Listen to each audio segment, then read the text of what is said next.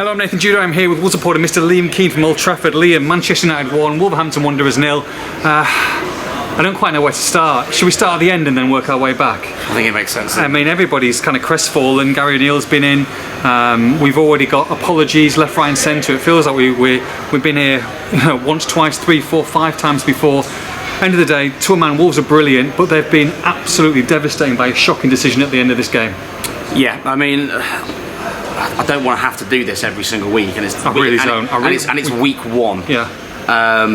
That is a stonewall penalty. It's an absolute nailed on certain penalty. I've seen almost no one, and I say almost because I had a few tweets correcting me that Jamie Carragher on Sky Sports wasn't sure. Tim Howard was here for, I think, American channel today. Says it wasn't a penalty. Well, the Manchester United ex-Manchester goalkeeper. Well, yeah, it's a surprise, isn't it? Sure. Look, I mean, Gary Neville apparently has said on Sky that he believes it was a penalty, so that's something. Look, it was an absolute. These are 99.9% people in this stadium thought that's a nailed-on penalty. I've seen Twitter accounts dedicated to supporting referees and blocking them from abuse, which, by the way, is totally warranted. They should not be getting abused, referees. They are only human. At the end of the day, it's another human mistake that should be corrected by VAR. The first thing is Simon Hooper should be given that in real time, because that is he's got a great view of it. Yeah. Onana doesn't touch the ball and he absolutely clatters Clyde. There's no doubt about that, first of all. Secondly, how VAR has seen that and not given it as a clear and obvious mistake is baffling. And then John Moss, who's obviously the former Premier League referee, is now working working for the PGA MOL, essentially in a role there. Has now spoken to Gary O'Neill tonight and apologised and said it was a clear and obvious error. So for me, there's a few different problems. On the field should give it, VAR should give it, and then after that, it seems to me like they don't even quite understand the rules at this stage. No. The rules themselves, I think, are a problem, but when VAR stands by their decision and then a PGA MOL official says sorry, it was a mistake, you're left scratching your head and wondering what to do. Huge mistake on the pitch, and then you think that's what VAR's there to get it rectified, to get it sorted out, and then a huge mistake, not even letting the referee go and look at the replay, by the way. At least allow him to. I mean, he was walking over to go and have a look, to go and watch that, and he's like, no, we don't need it. No, unfortunately he wasn't. He was walking over to give Gary O'Neill a booking. Oh, okay, brilliant, excellent. Going towards the screen, and not clear and obvious. It was absolutely disgraceful, and it really, I don't want to swear, but it's incredibly frustrating when we come here time and time again, and this is happening so regularly. You can send Jamie Carragher, you can send Gary O'Neill, Gary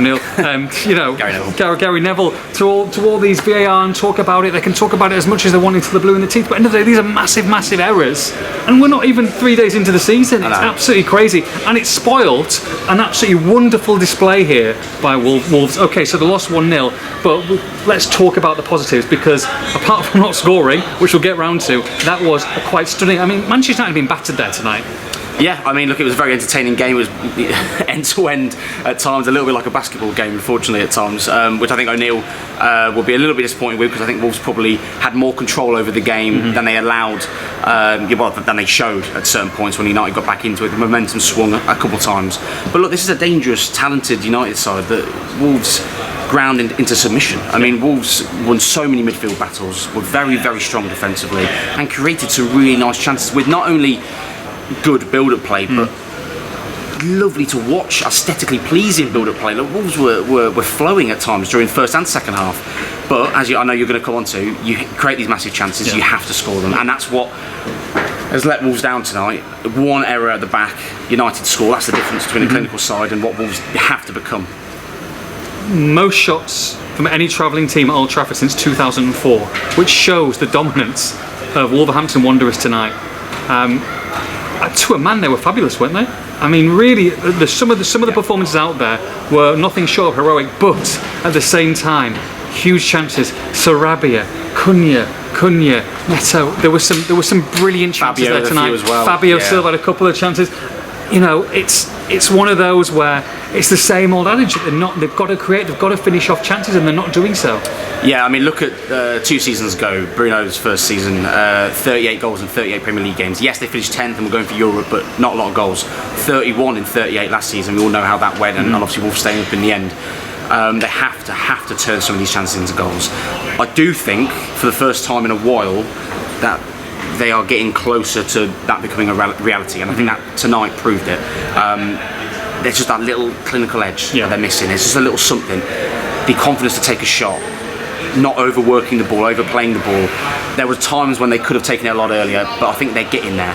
Cunha, I thought, was absolutely magnificent tonight, aside from missing one very good chance in the first half, putting it wide, and then an absolute sitter in the second half. It's like 5 minutes into the second half. And when you're spending that kind of money, that is what you're going to be judged on. Ultimately, you are, Liam, and he's been fantastic, but he's got to score that. I'd rather have someone who's passive and then scores it, and you've got a 1-1. Yeah, by the end of the season, as you rightly say, we'll probably not remember the performance here, but we'll remember how many goals he scored at the end of the season, and that is absolutely crucial for him. He paid £43 million for a striker. I'm not convinced he's a number 9. I think we're both on the same sheet there, but he's playing at number 9 as it stands, and you have to convert that chance. One thing that Wolves have done tonight is they put on a performance, a magnificent performance, a tumultuous week really of upheaval last week, and they've come here tonight in front of those fans, and you could just see the engagement back in there. They needed a performance like this. The fan base did, the players did, the club did as a whole, and I thought coming across, they were brilliant, the fans tonight, and I think Gary Neal's going to get a lot of backing actually. It's not Gary Neal's fault he's in charge, and by the way, actually sneakily, I think Gary Neal's done even though he's been there 2 or 3 days, has actually done a great job in the way that he's prepared here tonight, and the fans know it, the players knew it, and it was one of the best away performances, I would say, complete away performances, which is crazy when you're thinking about it, when they've lost 1-0 and they haven't scored, that I've seen probably in 2 or 3 years. It's stunning. They've gone here and absolutely battered Manchester United in their own back garden. I mean, it might be recency bias, but there's an argument to say that's probably Wolves' best performance when you consider both seasons under Bruno Lage and Julian 100%. 100%. There's a very good argument 100%. to say that was one of the best Wolves performances. They deserve a hell of a lot more than what they got. And I can go through the team. I won't go through every single player, course, but Nelson Semedo I thought was superb tonight. Absolutely superb. And that's the kind of consistency we need from him going forward. Ignori, a couple of question marks at the back at times, but I thought was pretty quite impressive considering the last 6 months he's had. I could go through the team. I think pretty much all defence. I thought Lamina and João Gomes in midfield were absolutely wonderful. Brilliant. Nunes had so many great driving runs, as did Cunha. Yeah, as Cunha already mentioned, I thought was magnificent. Neto had a much better second half. Agreed. You need a little bit better end products, rather, I would argue. But a much better second half. That's what we need to see from him going forward. He looked electric at times with the ball. Sarabia slightly better than what we've seen recently. More to come from him, but good signs overall. And look, some of the subs as well. Huang, Fabio, I thought did well. There are good signs here. Yes, the team is a little bit light. Yes, it needs a couple of additions. Whether they come or not is going to be a big question mark come September 1st. But that is exactly the kind of performance, regardless of the result, that Gary O'Neill needed. And I think it's easy to say this after losing, but I said this on the podcast beforehand as well.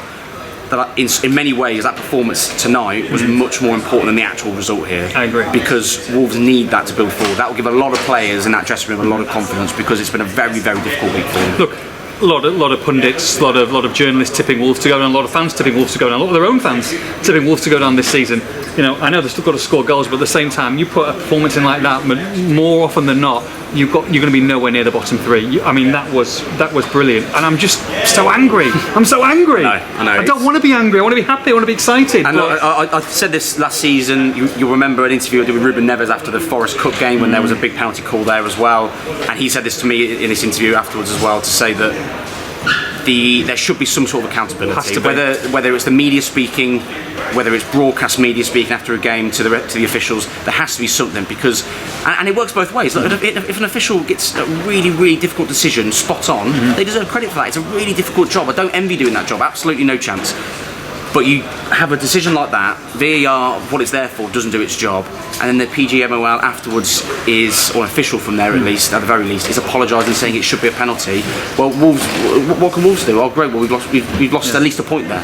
They'll still be in the job next week. They'll still be doing a different game. Exactly. There has to be some sort of accountability, some sort of explanation and reasoning for decisions, especially decisions that are clearly wrong and have a massive impact on a game, and Wolves deserved at least a point here tonight, and had they got that penalty they'd have probably scored it. Manchester United 1, Wolves 0 for the post-match reaction. Make sure you log on to expressandStar.com.